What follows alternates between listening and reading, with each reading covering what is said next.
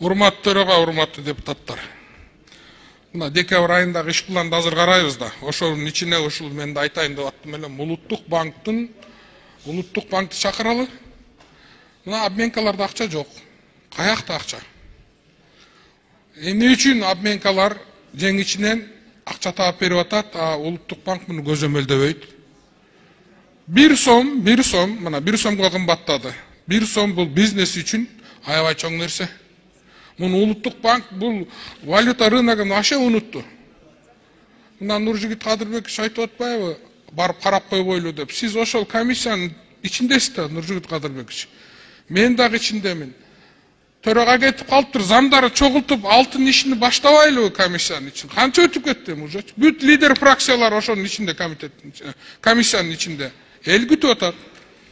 Экинчиден баалар өсүп атат. Бул бааны ким токтотот? Алмазбек Акунжанович.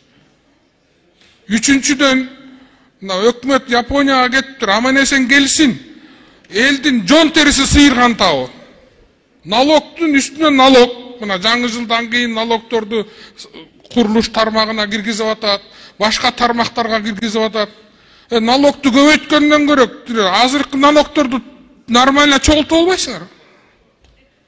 Бул бизнестин мына каяка барсаң мен кетем Кыргызстандан, бизнести тапшырам.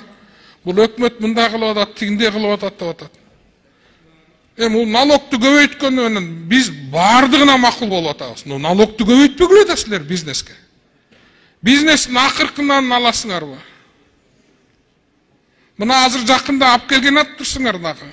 2-ден 3% көбөйтүп кээ бир налогду алып келбегиле Алмазбек Акунжанович. Элди раздражать этип эмне кыласыңар бизнести? Итак, араң турган бизнестин бардыгын өкмөт тагы налог кошсо эмне кылат? Мындан ары каяка барабыз? Бирөө айткандай, анда абага да налог салгыла, абага да. Дем алып аткан. Ошол эле калды, калган баары бүттү. Рахмат.